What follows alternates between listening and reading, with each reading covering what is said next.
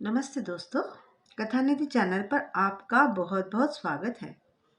कथानिधि channel पर आज हम सुनने वाले हैं हिंदी साहित्य को अपने अस्तित्व से गौरवान्वित करने वाली विशेष कहानियों में से एक कहानी, जिसे लिखा है हिंदी के प्रतिष्ठित लेखक रांगे राघव जी ने।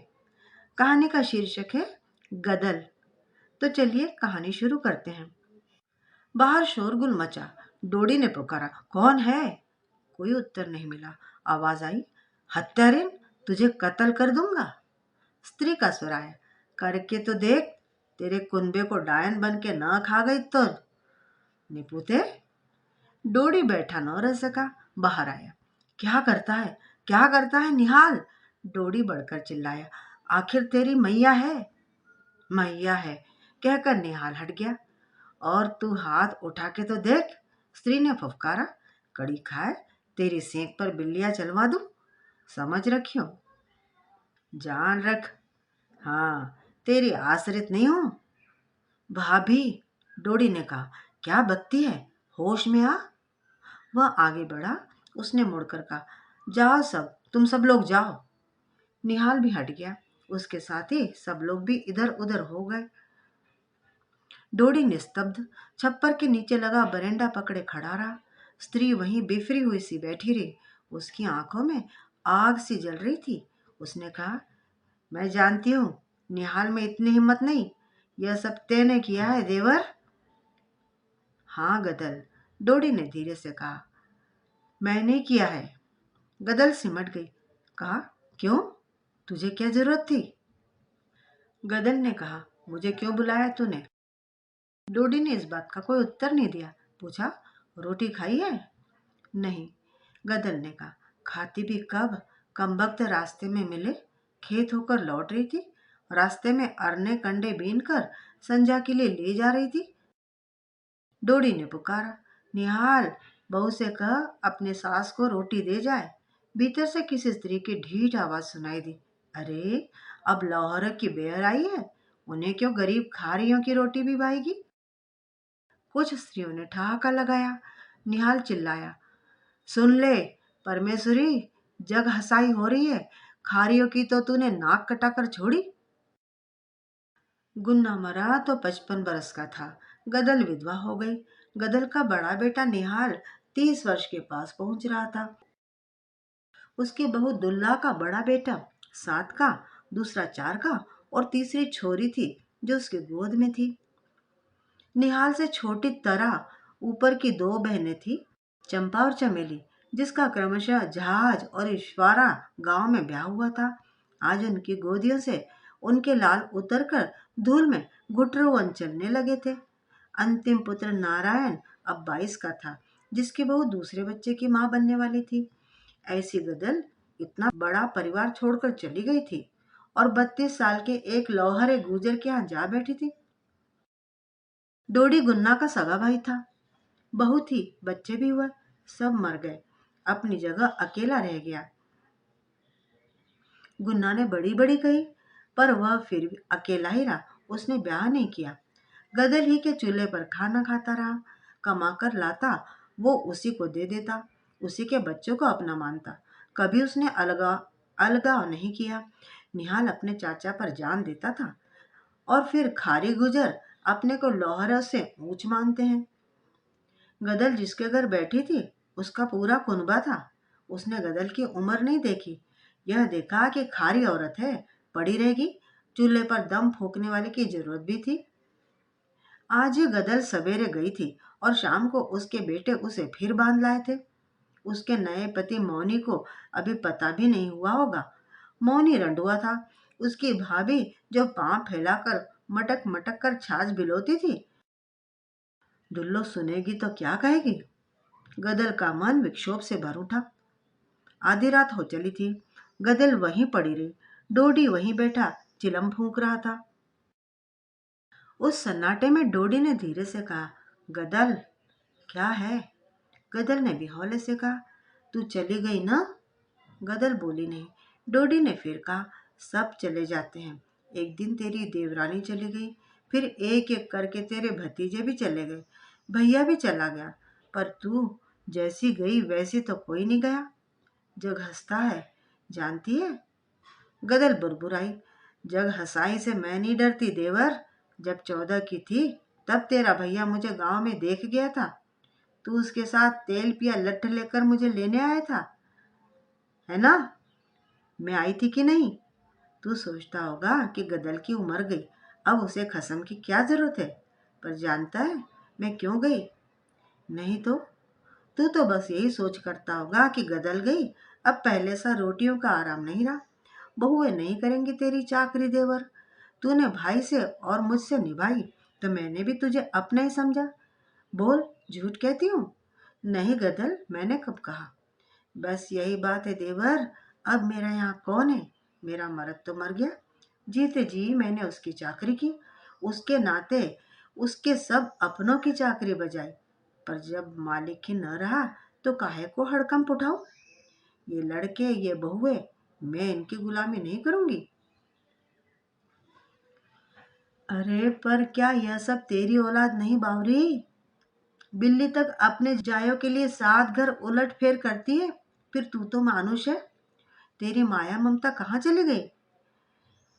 देवर, तेरी कहाँ चली गई थी? तूने फिर ब्याह न किया? मुझे तो तेरा सहारा था गदल। कायर, भैया तेरा मरा, कारज किया बेटे ने, और फिर जब सब हो गया तब तू मुझे रख कर घर नहीं बसा सकता था? तूने मुझे पेट के लिए पराई ड्योढ़ी लंगवाई।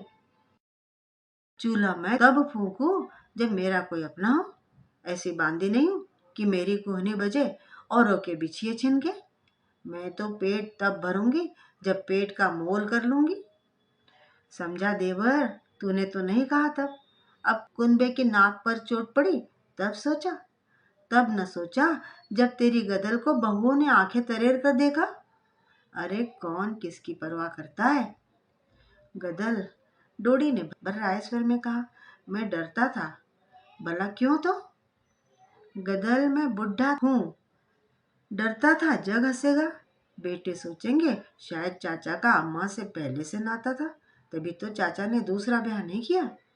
गदल, भैया की भी बदनामी होती ना। अरे चल रहने दे, गदल ने उत्तर दिया। भैया का बड़ा ख्याल रहा तुझे।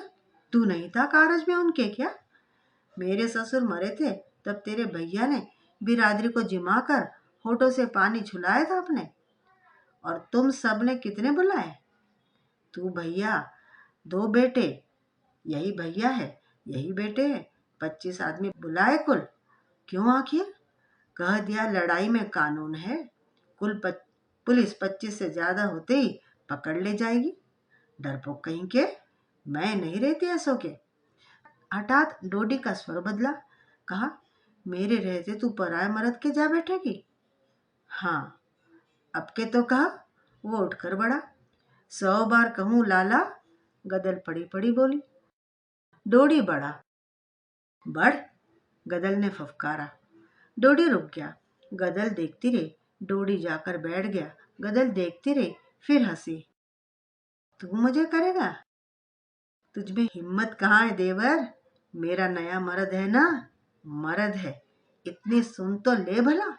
मुझे लगता है तेरा भैया ही फिर मिल गया मुझे। तू? वह रुकी। मर्द है? अरे कोई बेर से घिघियाता है? हैं? बढ़कर जो तू मुझे मारता तो मैं समझती तू अपनापा मानता है।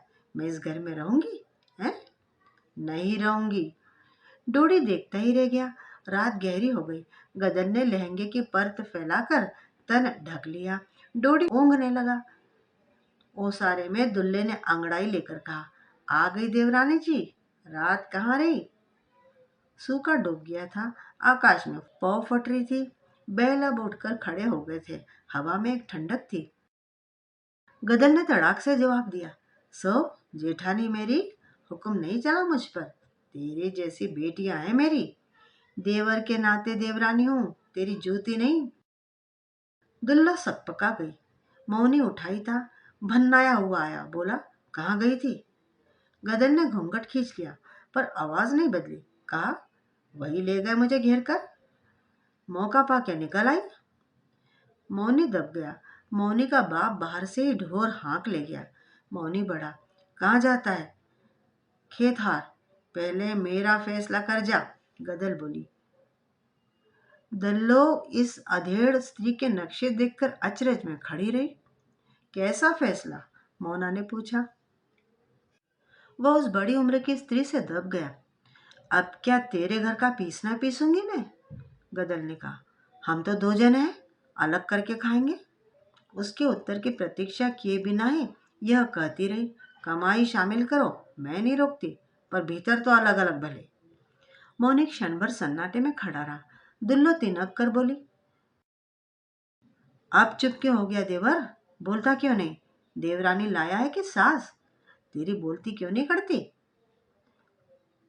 ऐसे न समझियो तू मुझे, रोटी तवे पर पलटते मुझे भी आंच नहीं लगती जो मैं इसकी खरी खोटी सुन लूंगी। समझा? मेरी अम्मा ने भी मुझे चूल्हे की मट्टी खा के ही जना था। हाँ।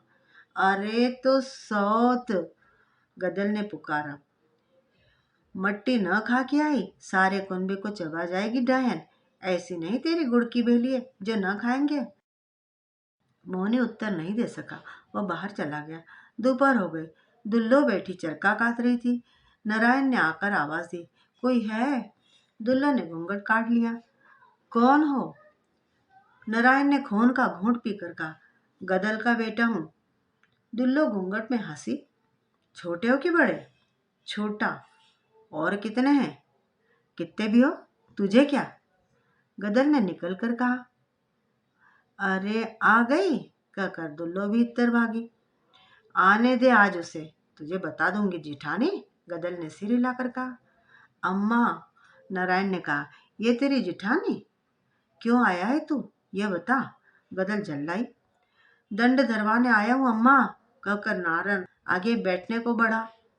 वहीं रह, गदल ने कहा। उसी समय लोटा डोर लिए मौनी लौटा। उसने देखा कि गदल ने अपने कड़े और हंसली उतार कर फेंक दी और कहा, भर गया दंड तेरा। अब मर्द का सब माल दबाकर बहुओं के कहने से बेटों ने मुझे निकाल दिया है। नारायण का मुंह स्याह पड़ गया। वह गहने उठाकर चला गया। मौनी मन ही मन शंकित सा भीतर आया। दुल्लो ने शिकायत की, सुना तूने देवर, देवरानी ने गहने दे दिए, घुटना आखिर पेट को ही मुड़ा। 4 जगह बैठेगी तो बेटों के खेत की डोर पर डंडा धुआ तक लग जाएंगे। पक्का चबूतरा घर के आगे बन जाएगा। समझा देती हूँ, तुम भोले भाले ठहरे, तिरिया चरित्र तुम क्या जानो, धंधा ही है अभी। अब कहेगी फिर बनवा दे मुझे। गदल हंसी। वाह जेठानी, पुराने मर्द का मोल नए मर्द से तेरे घर की बेर चुकवाती होगी। गदल तो मालकिन बनकर रहती है, समझी? बांदी बनकर नहीं, चाकरी करूंगी तो अपने मर्द की, नहीं तो बिदना मेरे ठेंगे पर। समझे? तू बीच में बोलने वाली कौन? दुल्लो ने रोष से देखा और पांव पटकती चली गई।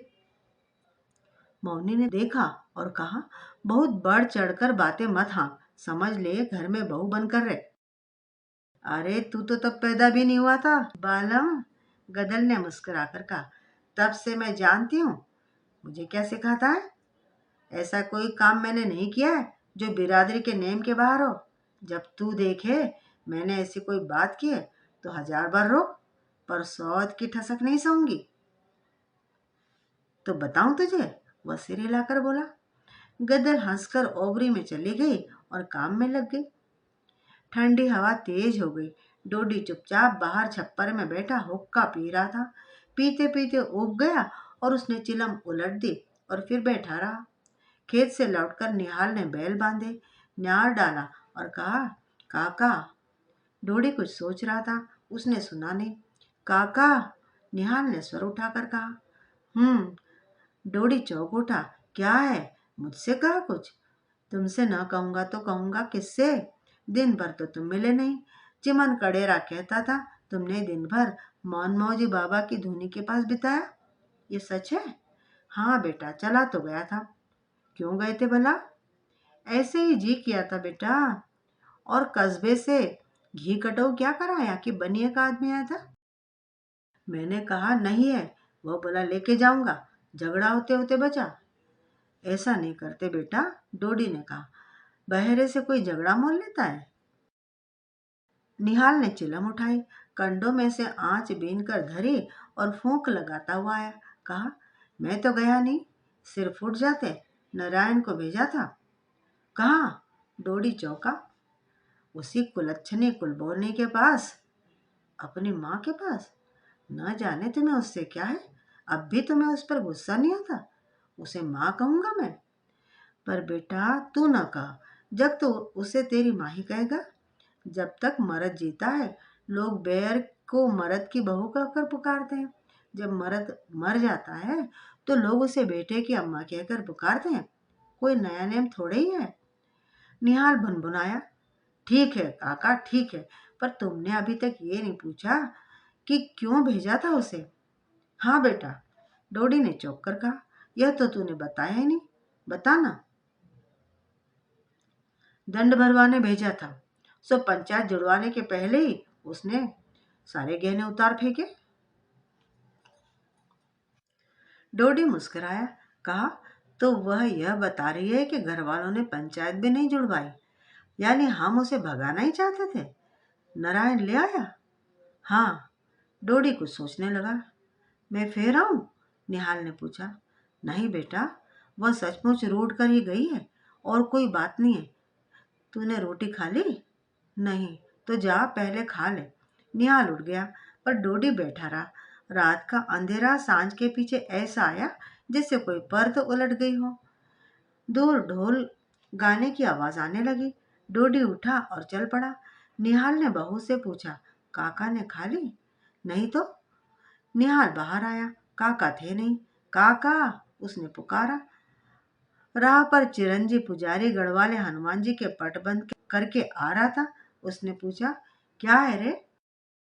पाए लागू पंडित जी, काका अभी तो बैठे थे यहाँ। अरे वह वहां ढोल सुन रहा है, मैं भी देख कर आया हूँ। चिरंजी चला गया। निहाल ठिठक कर खड़ा रहा। बहू ने जाग कर पूछा, क्या हुआ? काका ढोल सुनने गए हैं। निहाल ने अविश्वास से कहा, वे तो नहीं जाते थे। जाकर बुला ले आओ, रात बढ़ रही है, बहू ने कहा और रोते बच्चे को दूध पिलाने लगी। निहाल जब काका को लेकर लौटा तो काका की देह तप रही थी। हवा लग गई है और कुछ नहीं। डोडी ने छोटी खटिया पर अपनी निकाली टांगे समेट कर लेटते हुए कहा, रोटी रहने दे, आज जी नहीं चाहता। निहाल खड़ा रहा। डोडी ने कहा, अरे सोच तो बेटा, मैंने ढोला कितने दिनों बाद सुना है। उस दिन भैया की सुहागरात को सुना था या फिर आज? निहाल ने सुना और देखा, डोडी आंख मींच कर कुछ गुनगुनाने लगा था। शाम हो गई थी। मौनी बाहर बैठा था। गदल ने गरम गरम रोटी और आम की चटनी ले जाकर खाने को धर दी। बहुत अच्छी बनी है, मौनी ने खाते हुए कहा। बहुत अच्छी है। गदल बैठ गई। कहा, तुम एक ब्याह और क्यों नहीं कर लेते, अपनी उम्र लायक? मौनी चौंका। कहा, एक की रोटी भी नहीं बनती? नहीं, सोचते होंगे सोच बुलाती हूँ, पर मर्द का क्या, मेरी भी तो ढलती उम्र है। जीते जी देख जाऊंगी तो ठीक है, न हो तो हुकूमत करने को तो एक मिल जाएगी। मौनी हंसा, बोला, तो ये कह, हौस है तुझे, लड़ने को चाहिए। वह खाना खाकर उठा तो गदल हुक्का भर कर दे गई और आप दीवार की ओट में बैठकर खाने लगी। इतने में सुनाई दिया, अरे इस वक्त कहाँ चला? जरूरी काम है मौनी, उत्तर मिला। पेशकार साहब ने बुलाया है।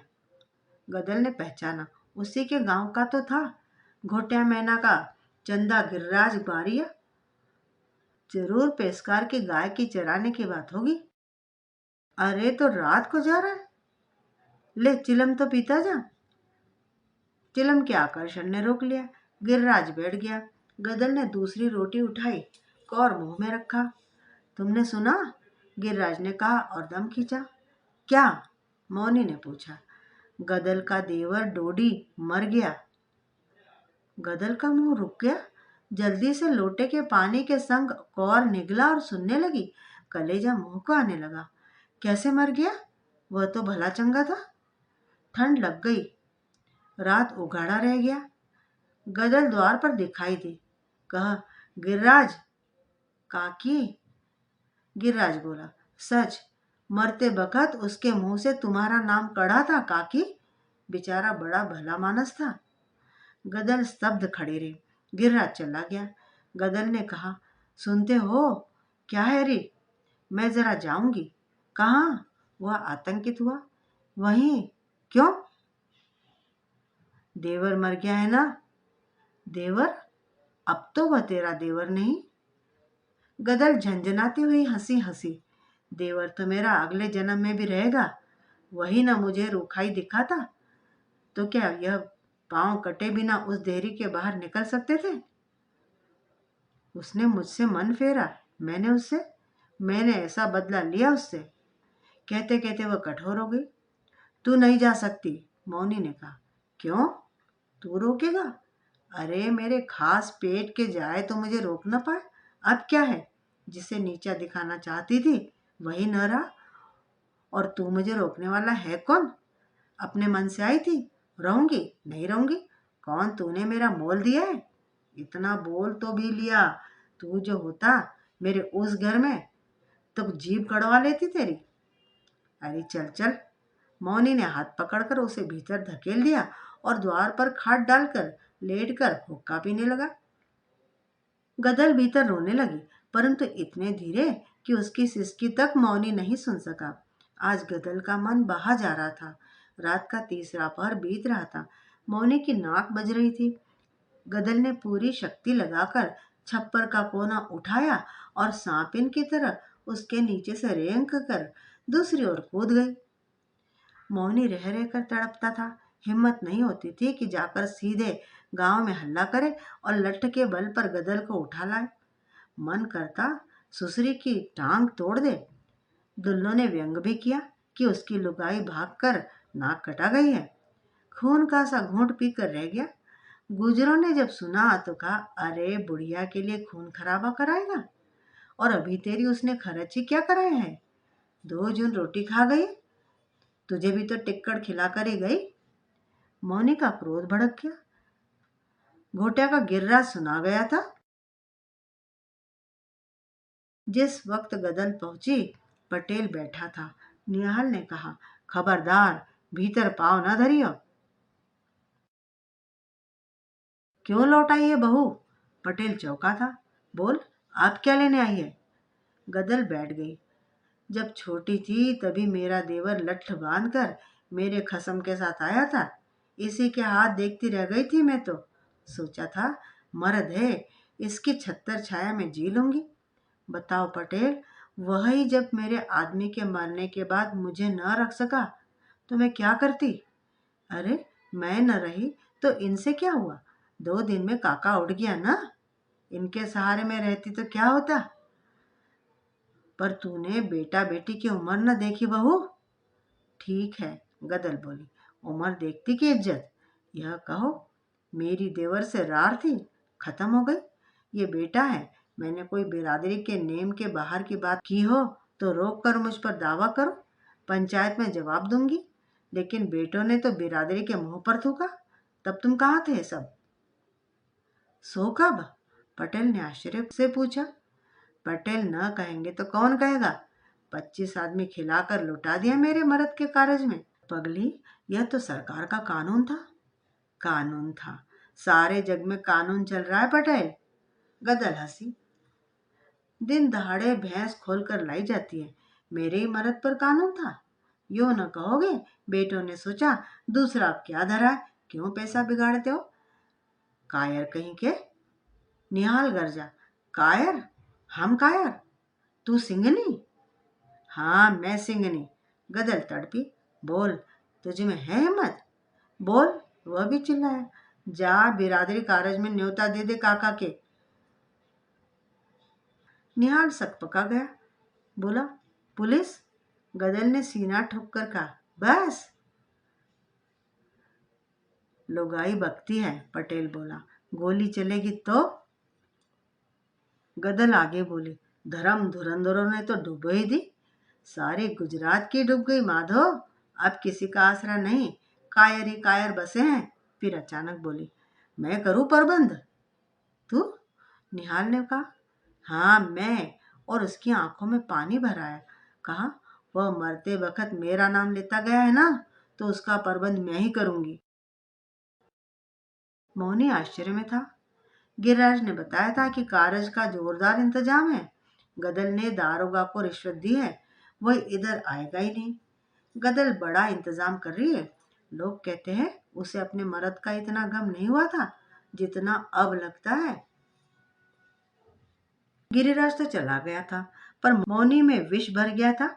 उसने उठते हुए कहा, तो गदल तेरी भी मन की होने दो। सो गोला का मौनी नहीं, दरोगा का मुंह बंद कर दे। पर उससे भी ऊपर एक दरबार है। मैं कस्बे के बड़े दरोगा से शिकायत करूंगा। कारज हो रहा था। पांते बैठती, जिमती, उठ जाती और कढ़ाव से पुए उतरते। बाहर मर्द इंतजार कर रहे थे, खिला रहे थे। निहाल और नारायण ने लड़ाई में महंगा नाज बेचकर जो घड़ों में नोटों की चांदी बनाकर डाली थी, वह निकली और बोहरे का कर्ज चढ़ा। पर डांग में लोगों ने कहा, गदर का ही बूता था, बेटे तो हार बैठे थे। कानून क्या बिरादरी के ऊपर है। गदर थक गई थी, औरतों में बैठी थी। अचानक द्वार में से सिपाही सा दिखा, बाहर आ गई। निहाल सिर झुकाए खड़ा था। क्या बात है दीवान जी? गदर ने बढ़कर पूछा।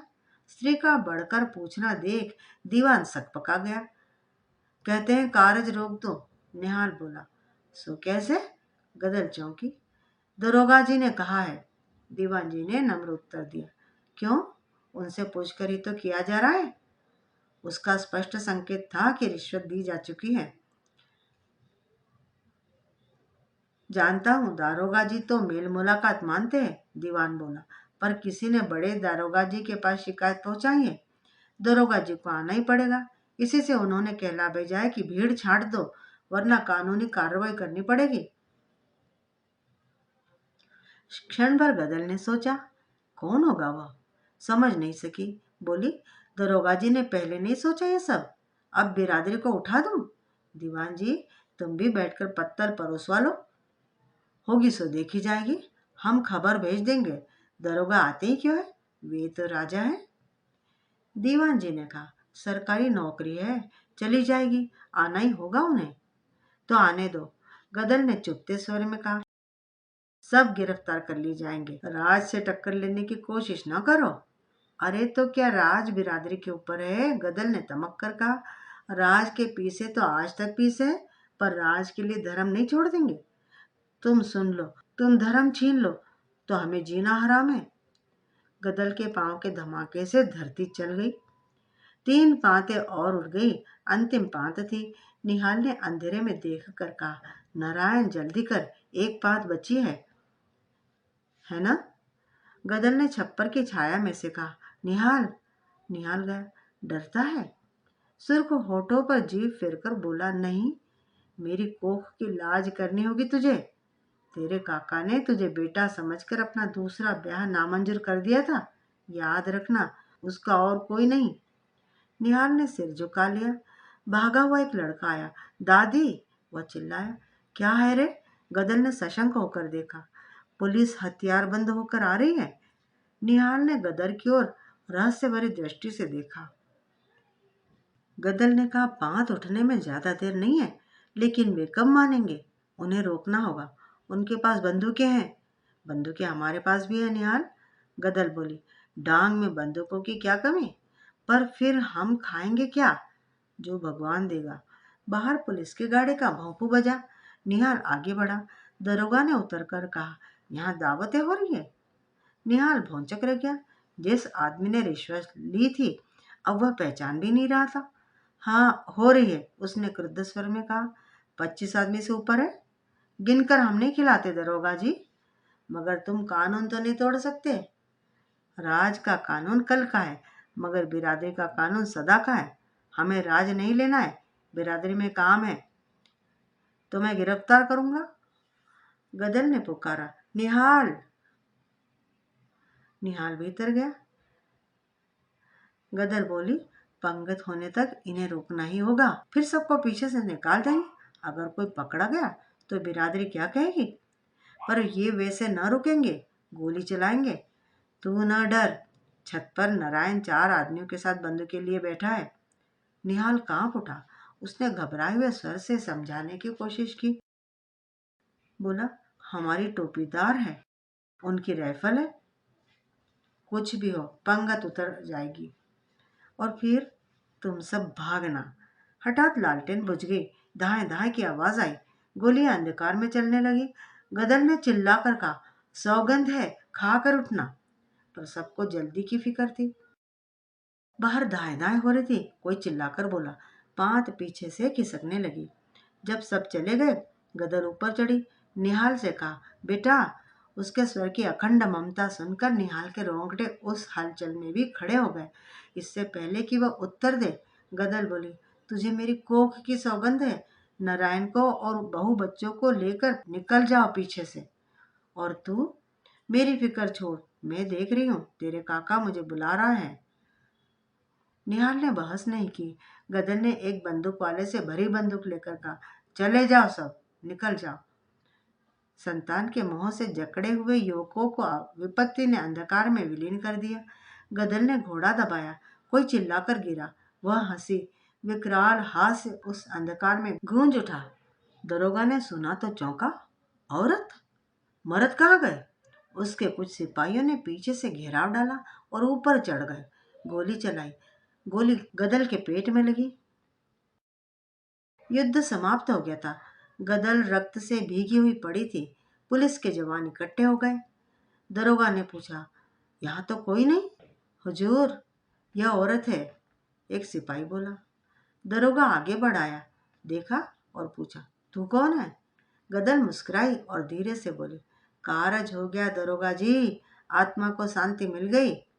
दरोगा झल्लाया, पर तू है कौन? गदर ने और भी क्षीण स्वर से कहा, जो एक दिन अकेला न रह सका, उसी की। और सिर लुढ़क गया। उसके होठों पर मुस्कुराहट ऐसी दिखाई दे रही थी जैसे पुराने अंधकार में जलाकर लाई हुई पहले की बुझी लालटेन।